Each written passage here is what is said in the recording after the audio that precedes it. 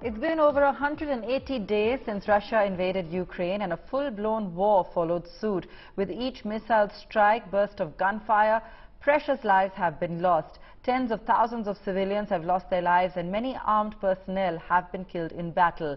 The war also has consequences not just for the parties involved, but also the whole world.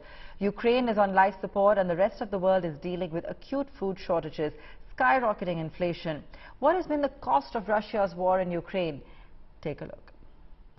Well, that's right. 6 months ago, Russia launched a full-scale invasion of the neighboring country, Ukraine. Over the course of the last 6 months, the consequences have been not just for the parties involved, but also for the whole wide world.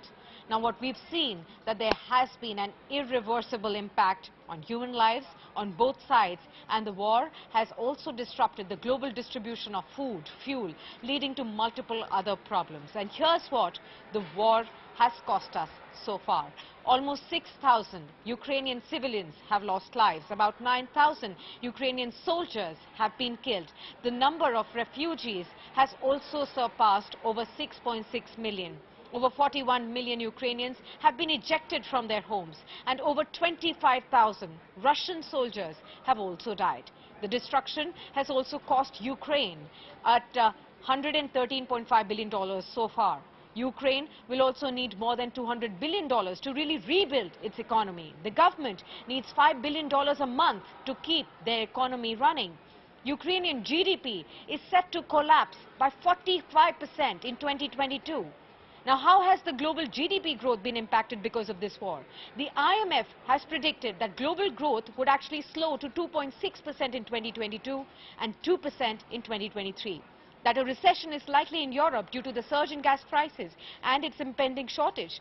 Following Russia's invasion of Ukraine, global oil prices soared to record highs that were not seen since 2008. Gas prices for wholesale in Europe had increased after Russia had stopped sending gas through the Nord Stream 1 pipeline to Germany. Now, according to Goldman Sachs, which is a research firm and a brokerage firm, a complete cutoff of gas would actually cause a recession in the Euro region, with significant contractions in both Germany and Italy as well. And there could be ripple effects that will follow on into the other economies as well. There are expectations that Europe and US would end up with near 0% growth in the following years. And that's been the kind of impact that we've seen of this war.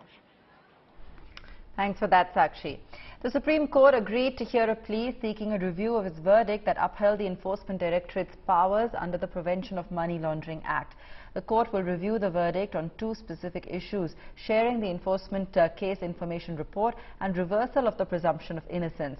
Let's go across to Anisha Bathur for more on this. Chief Justice of India N.V. Ramana, while hearing the matter in open court, has said that two issues prima facie look like they need a review. The Chief Justice has suggested that the court can relook into two aspects of the entire situation. One, that the ECIR is not given to the accused, which is something that the previous judgment had upheld. Secondly, the presumption of innocence that is part of the normal criminal jurisprudence is reversed in the PMLA. That means that in a normal case, the prosecution has to prove that the accused is in fact guilty, but if somebody is accused in a PMLA case, it is up to them to prove that the prosecution is wrong and they are in fact innocent. This is something that the court has agreed to hear at the moment. The hearing in this matter will be now after 4 weeks.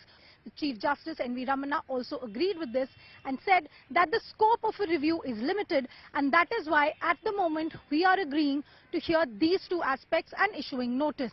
The court will now hear the matter after 4 weeks.